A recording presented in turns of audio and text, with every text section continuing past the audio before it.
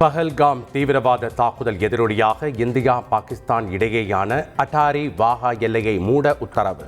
பிரதமர் மோடி தலைமையில் நடந்த அமைச்சரவை கூட்டத்திற்கு பின் வெளியுறவுத்துறை செயலாளர் விக்ரம் மிஸ்ரி அறிவிப்பு.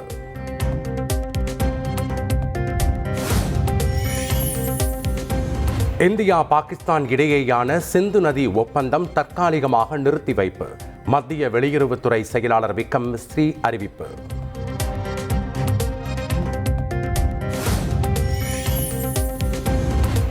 இந்தியாவுக்குள் உள்ள பாகிஸ்தானியர்கள் 48 மணி நேரத்திற்குள் வெளியேற உத்தரவு.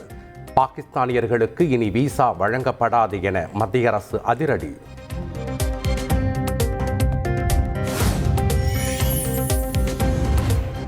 பாகிஸ்தான் சென்றுள்ள இந்தியர்கள் மே 1ஆம் தேதிக்குள் நாடு திரும்ப வேண்டும். பாகிஸ்தானில் தங்கியிருக்க வேண்டாம் எனவும் எச்சரிக்கை.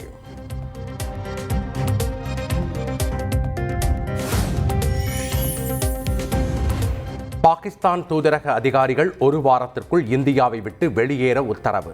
இஸ்லாமாபாத்தில் உள்ள இந்திய தூதரக அதிகாரிகளின் எண்ணிக்கை 30ஆக குறைப்பு.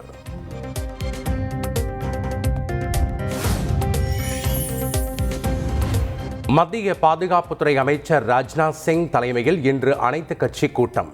பஹல்காம் தீவிரவாத சம்பவம் குறித்து மத்திய உள்துறை அமைச்சர் விளக்கம் அளிக்க உள்ளதாக தகவல்.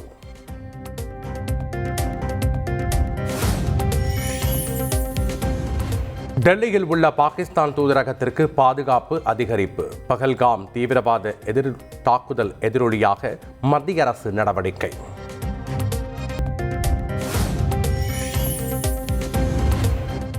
தீவிரவாதிகள் பற்றிய தகவல் தெரிவித்தால் தலா 20 லட்சம் பரிசு. காஷ்மீர் போலீசார் அறிவிப்பு.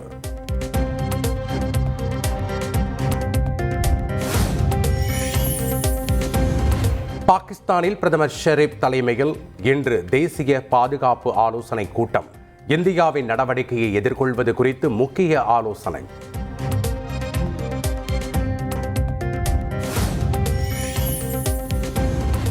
பஹல்காம் போன்ற தீவிரவாத தாக்குதலுக்கு இந்திய ஜனநாயக மண்ணில் இடம் இல்லை.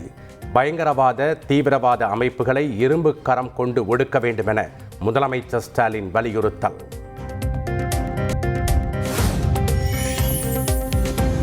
காஷ்மீருக்கு சுற்றுலா சென்ற 35 தமிழர்களையும் பத்திரமாக அழைத்து வந்த தமிழக குழு.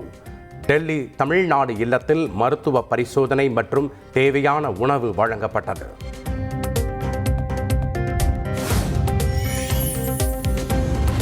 காஷ்மீருக்கு சுற்றுலா சென்ற தமிழர்கள் அதிகாலையில் சென்னை திரும்பினர்.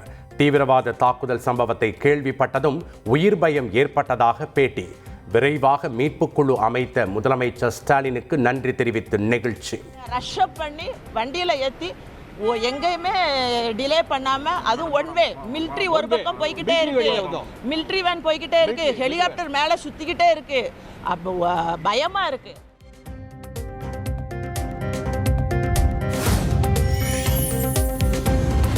காஷ்மீர் தீவிரவாத தாக்குதலில் உயிரிழந்த நெல்லூரைச் சேர்ந்த மதுசூதன ராவ் உடலுக்கு சென்னை விமான நிலையத்தில் குடும்பத்தினர் கண்ணீர் மல்க அஞ்சலி.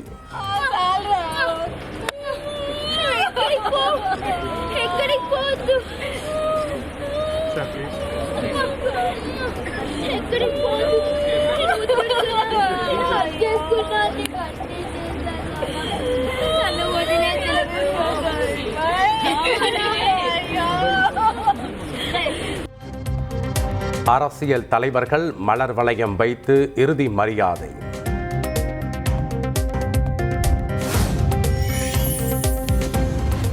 பஹல்காம் தீவிரவாத தாக்குதல் எதிரொலியாக காஷ்மீரில் விமான கட்டணம் பன்மடங்கு உயர்வு. ஸ்ரீநகரிலிருந்து டெல்லிக்கு 17,000 ரூபாய் முதல் 20,000 வரை கட்டணம் வசூல்.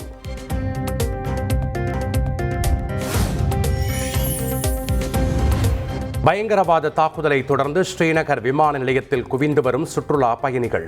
கூடுதல் விமானங்களை இயக்க விமான போக்குவரத்து துறை இயக்குநரகம் அறிவுறுத்தல்.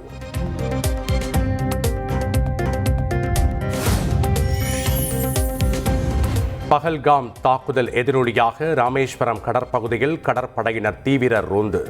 ஹெலிகாப்டர்களில் தாழ்வாக பறந்து கடலோர பகுதிகளில் கண்காணிப்பு.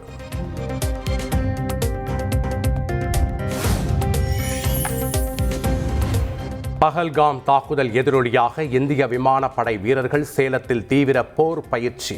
ஹெலிகாப்டர் மூலம் தேடுதல் வேட்டை நடத்துவது, தீவிரவாத கும்பலை சுற்றி வளைத்து தாக்குதல் நடத்துவது குறித்து பயிற்சி.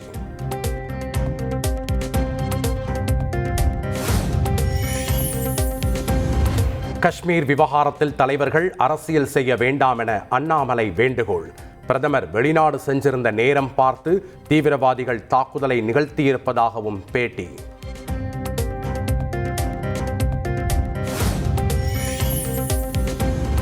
காஷ்மீர் தாக்குதலில் உயிரிழந்தோருக்கு காஞ்சிபுரம் காமாட்சி அம்மன் கோயிலில் மோட்ச தீபம்.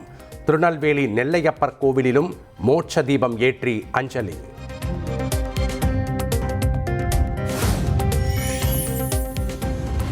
தமிழகத்தில் கோடை விடுமுறைக்கு பின்னர் ஜூன் 2ஆம் தேதி உயர்நிலை மேல்நிலை பள்ளிகள் திறப்பு. ஆரம்ப பள்ளிகள் திறக்கப்படும் தேதி பின்னர் வெளியாகும் என தகவல்.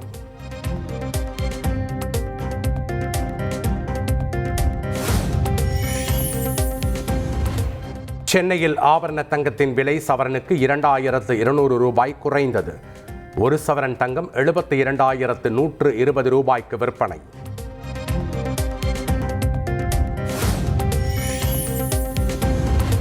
தமிழகத்தில் 10 இடங்களில் பொதுமக்களை வாட்டி எடுத்த வெயில்.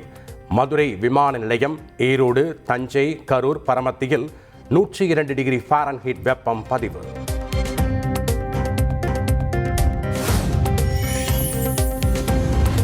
தமிழகம் புதுச்சேரியில் இடி மின்னலுடன் கூடிய மிதமான மழைக்கு வாய்ப்பு. வெப்பநிலை இயல்பை விட 3 டிகிரி செல்சியஸ் வரை உயரக்கூடும் என்றும் எச்சரிக்கை.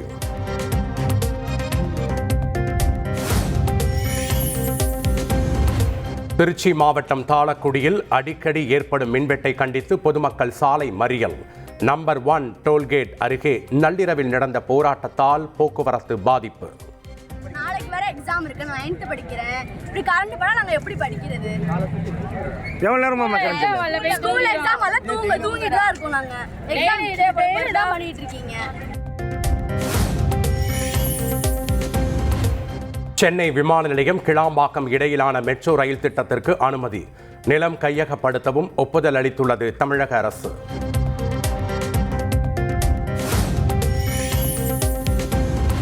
(2025, 26ஆம் ஆண்டில் 2380 கோடி ரூபாய் மதிப்பில் புதிய பேருந்துகள் வாங்க திட்டம்.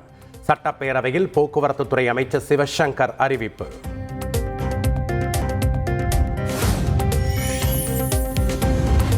முகூர்த்தம் மற்றும் வார இறுதி நாட்களை முன்னிட்டு சென்னையில் இருந்து சிறப்பு பேருந்துகள் இயக்கம்.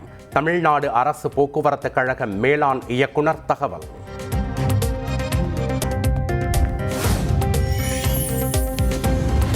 (2024-25ஆம் நிதியாண்டில் அரசு பேருந்துகள் மாதத்திற்கு 566 கோடி ரூபாய் இழப்பை சந்தித்தது. சட்டப்பேரவையில் அமைச்சர் சிவசங்கர் தகவல்.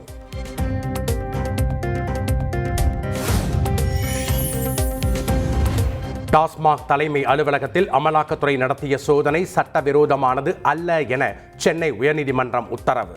சோதனை அடிப்படையில் விசாரணையை தொடர அமலாக்கத்துறைக்கு அனுமதி.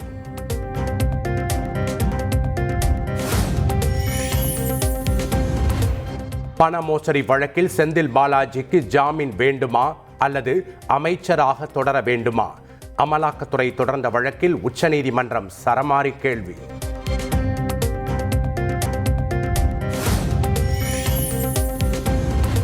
பண மோசடி வழக்கில் அமைச்சர் செந்தில் பாலாஜி சாட்சிகளை கலைக்க முற்படுவதாக உச்சநீதிமன்றத்தில் அமலாக்கத்துறை வாதம். சாட்சிகளை கலைக்க ஒரு நபர் அமைச்சராக இருக்க வேண்டியதில்லை என செந்தில் பாலாஜி தரப்பு வழக்கறிஞர் கபில் சிபல் பதில் வாதம்.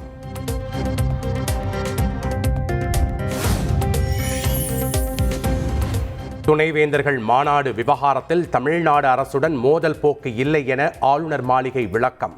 உச்சநீதிமன்ற தீர்ப்பை மாநாட்டுடன் தொடர்புபடுத்தி தவறான தகவல்கள் பரப்பப்படுவதாக குற்றச்சாட்டு.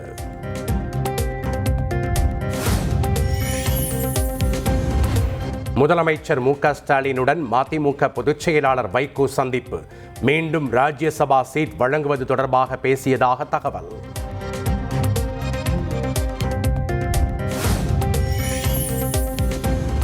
சென்னை கிரீன்வே சாலை இல்லத்தில் கட்சி எம்எல்ஏக்களுக்கு விருந்தளித்த அதிமுக பொதுச் செயலாளர் EPS. அதிமுக எம்எல்ஏ செங்கோட்டையன் பங்கேற்கவில்லை என தகவல்.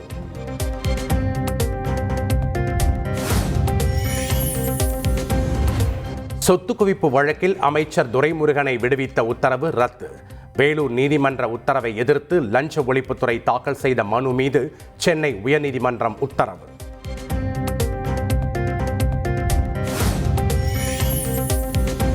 பெண்களை இழிவாக பேசிய அமைச்சர் பொன்முடியை கண்டித்து திண்டிவனத்தில் அதிமுகவினர் ஆர்ப்பாட்டம். கோல்ட் கலர் விக் வைத்து நூதன முறையில் ஆர்ப்பாட்டத்தில் பங்கேற்ற பெண்கள்.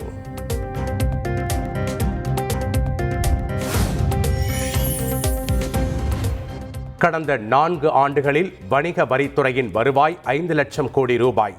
சட்டப்பேரவையில் அமைச்சர் மூர்த்தி தகவல்.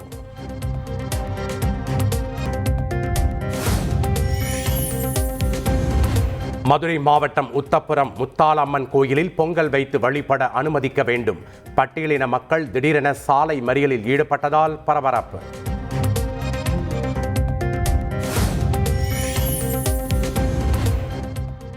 புதுச்சேரியில் ஐடி ஊழியரை ஹனி டிராப் செய்து 10 லட்சம் ரூபாய் கேட்டு மிரட்டிய சம்பவத்தில் 4 பேர் கைது. அறையில் நிர்வாணப்படுத்தி வீடியோ எடுத்து கொடுமைப்படுத்தியது விசாரணையில் அம்பலம்.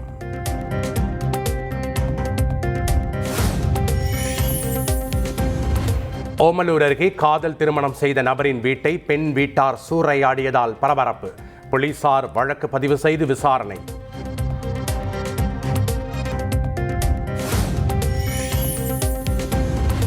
கரூர் அடுத்த பெரிய ஆண்டாங்கோவில் அருகே அமராவதி ஆற்றில் குளிக்கச் சென்ற 2 சிறுவர்கள் உயிரிழப்பு.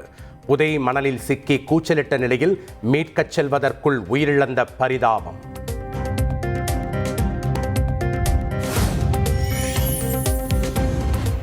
இரண்டாயிரத்து 24-25 நிதியாண்டில் மின்னணு ஏற்றுமதியில் தமிழகம் 14.65 பில்லியன் அமெரிக்க டாலர்களை எட்டி வரலாற்று சாதனை. இந்தியாவின் மொத்த மின்னணு ஏற்றுமதியில் 41.23% அதிகம் என அமைச்சர் TRB ராஜா பெருமிதம். நெல்லை செங்கோட்டை ரயிலில் கூட்ட நெரிசலால் பயணிகள் கடும் அவதி. நெல்லை MP ராபர்ட் ப்ரூஸ் கூட்ட நெரிசலுக்கு மத்தியில் பயணிகளிடம் குறைகளை கேட்டறிந்தார்.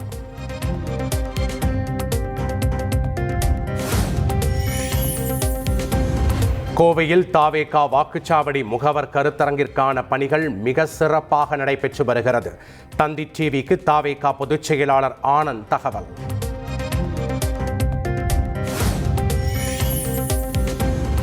வக்பு சட்டத்தை திரும்ப பெற கோரி NLC நிறுவனத்தை முற்றுகையிட முயற்சி. தமுமுகவினர் திரளானோரை கைது செய்தது காவல்துறை.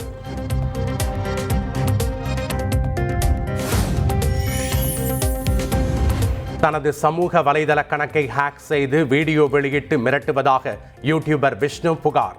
நான் செய்யாததை செய்ததாக கூறி ஃப்ரெண்ட்லியாக பேசியதை தவறாக சித்தரித்துள்ளதாகவும் குற்றச்சாட்டு.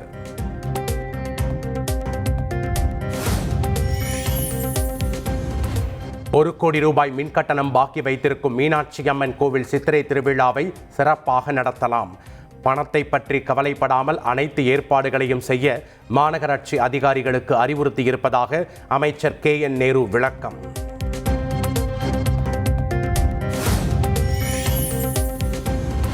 உங்கள் ஊரில் உங்களை தேடி திட்டத்தின் கீழ் செங்குன்றம் பேருந்து நிலையத்தில் திருவள்ளூர் மாவட்ட ஆட்சியர் பிரதாப் ஆய்வு.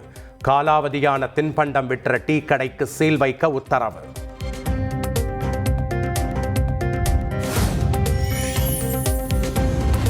சிவகங்கை அருகே மாணவியை 400 முறை தோப்புக்கரணம் போடச் செய்த அரசு பள்ளி ஆசிரியை 2 லட்சம் ரூபாய் அபராதம் விதித்து மாநில மனித உரிமை ஆணையம் உத்தரவு.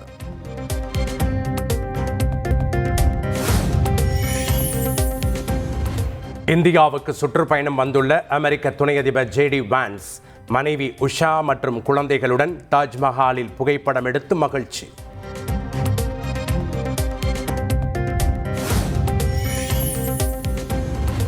அமெரிக்காவின் நியூஜெர்சி மாகாணத்தில் பயங்கர காட்டுத்தீ.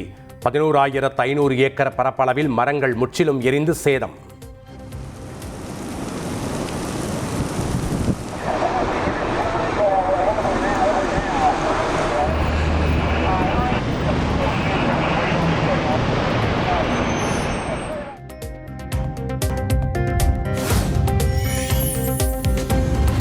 ரோம் நகரில் உள்ள புனித பீட்டர் தேவாலயத்தில் வைக்கப்பட்டுள்ள போப் பிரான்சிஸ் உடல் ஆயிரக்கணக்கான பொதுமக்கள் இறுதி அஞ்சலி.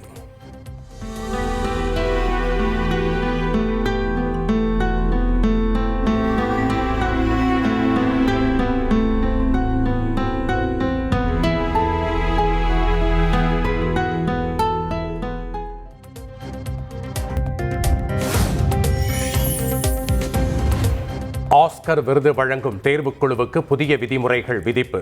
ஆஸ்கருக்கு பரிந்துரை செய்யப்படும் திரைப்படங்களை முழுமையாக பார்க்க வேண்டும் என விதிகள் வகுப்பு.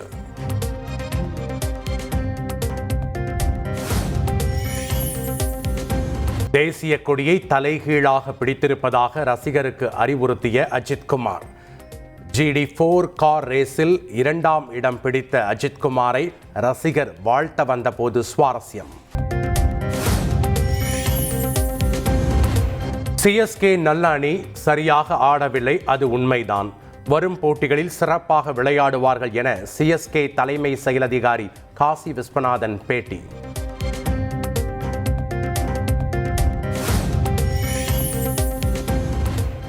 IPL-இல் ஹைதராபாத் அணியை 7 விக்கெட்டுகள் வித்தியாசத்தில் வீழ்த்தியது மும்பை. தொடர் வெற்றியால் புள்ளிப்பட்டியலில் 3வது இடத்திற்கு முன்னேற்றம்.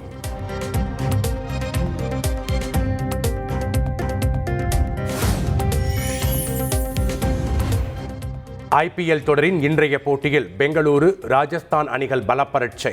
பெங்களூரு சின்னசாமி மைதானத்தில் இரவு 7:30 மணிக்கு போட்டி ஆரம்பம்.